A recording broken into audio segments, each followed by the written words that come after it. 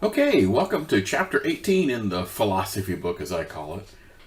Okay, so Chapter 18 is on service resiliency and performance patterns, page 321.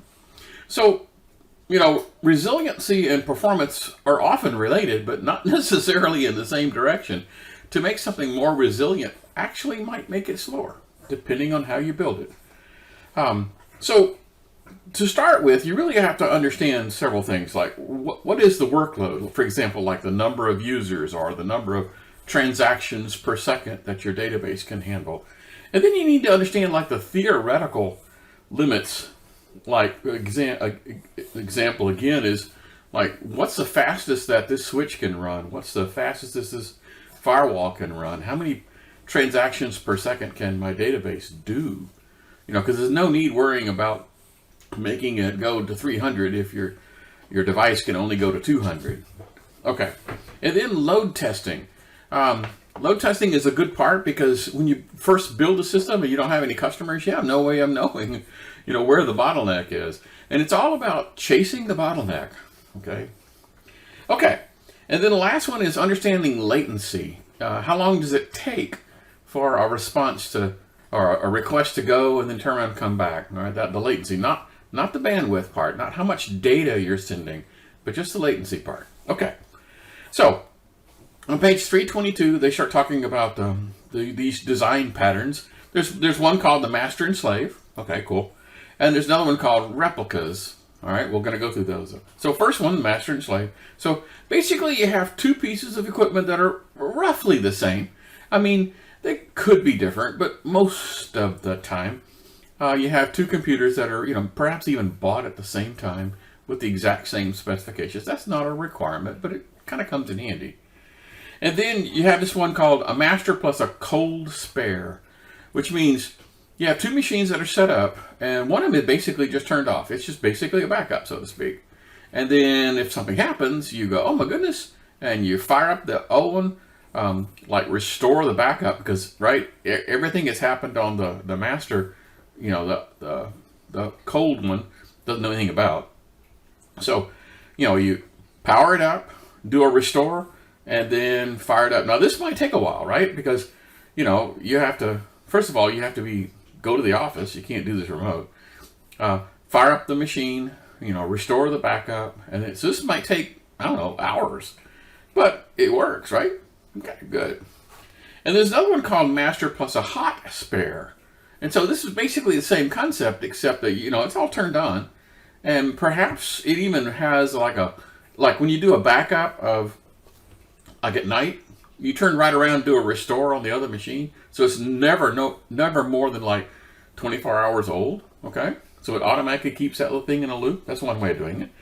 And of course you leave this one running and they do get synchronized by some way. You could have it, completely automated, where something happens over here and it sends a message over here to replicate what's going on. But that's typically not, that is the replica thing we're going to be talking about in just a minute.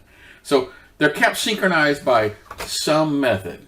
Not going to tell you exactly how. And so typically it's a manual switch over. It's like, oh, okay, something's going on. And then, so this might take no more than a couple minutes to do, right? As far as switchover time. You have a machine that all it basically needs is for the last synchronization to occur. Or perhaps you don't even care if the data is like 2 hours old. Depending on what it is you're doing, that might be okay. And then a master slave. So this is one where it automatically will switch over. So I have a master machine running thing, and then I duplicate everything onto the slave machine. And as soon as the master goes down, I don't have to be there. I don't have to switch over. It automatically switches over to the hot one or the hot spare or what do you want to call this guy. And quite frankly, in this scenario, you may not even notice, the users may not even notice that the switch has occurred.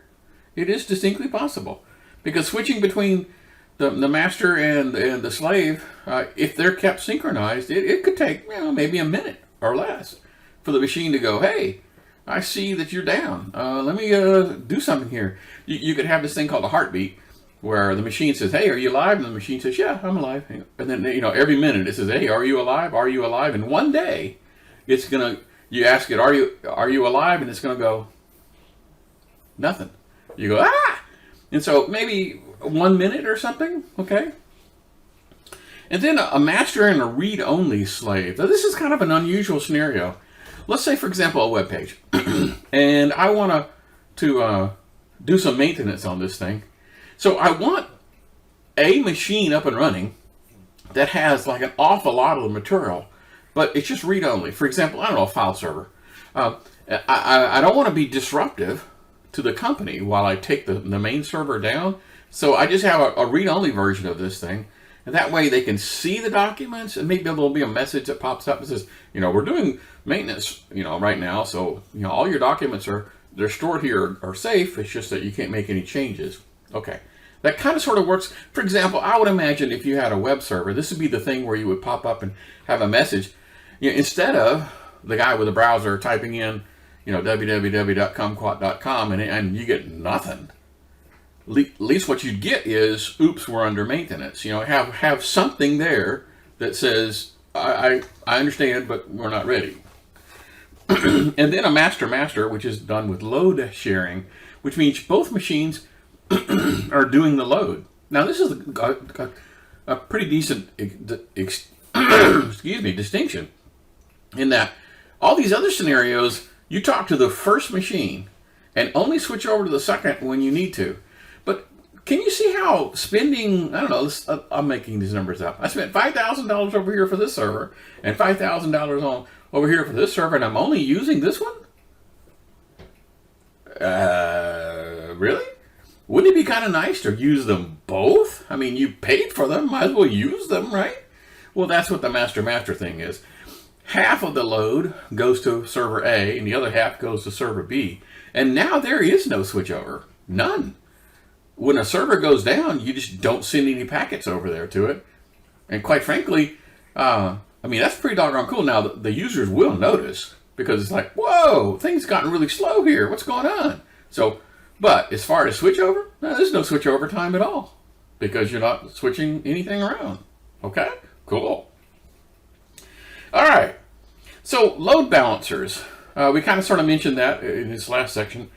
And so, let's say, for example, you have two web servers, and you want to have half of the load go over here and half of the load go over there. So what you do is you put this other thing, I'm going to use the word appliance, a network appliance. It doesn't actually have to be a physical thing.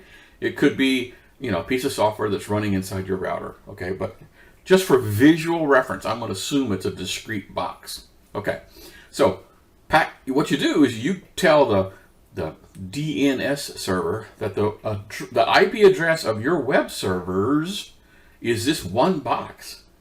You might have one IP address for the load balancer and 15 servers down here, but you don't tell DNS what the IP addresses of each of these guys are, because everyone wants to get the load balancer first. And the load balancer goes, okay, I'll send your packet to this machine. And the next one that comes in, it says, well, let me send you over here to this machine. Okay, load balancing. Now, there's a couple of cool ways you can do this. One would be, this load balancer would be so sophisticated that it would keep track of how busy each one of the servers are. So again, let's see, I got 15 servers. And so it kind of scans this, server number 12 doesn't look like it's doing too much. I'm going to send the next request to it. So it divvies it out so that the load across all the machines is the same. That's pretty cool. Now there is another technique that costs you $0, okay? And this one is actually pretty doggone cool. It costs you nothing. What you have, oh, doggone it. I need to get my screen time out here working. What happens is you go to the DNS server. I know we haven't talked about that yet. But here you put in both one machine name and both IP addresses. And this is called the round robin, where, like odd and even, a packet comes in, it goes to this one. Packet goes in, it goes to that one. And then back and then forth. Then back and forth. If you only had two machines, it's kind of easy to understand. Every other packet goes to this guy, and every other packet goes to that guy. Okay? Now, that's pretty doggone cool. Now, let's talk about web services for just a minute. The traditional static web page, okay, is what's called stateless. And if you've ever had a web development course or something like that, you understand a little bit about this. What that basically means is the web server itself does not remember who you are. Every single time you click on something, it's the first time it has ever seen you. And so the web server is not responsible figuring out what page you're on or what you're looking at. So when you click on a link, it's your browser is telling it where to go, because the machine does not have any idea. Oh, that is perfect for load balancing in a static web page scenario where it doesn't matter which server I go to, because I'm the one bringing the state information along with me. It's stored in a cookie on my machine or something. And so I can go to any machine, everything works. I would never know if I was switching from, server A to server B as a web client. Okay, so DNS round robin. I hope I described that well enough.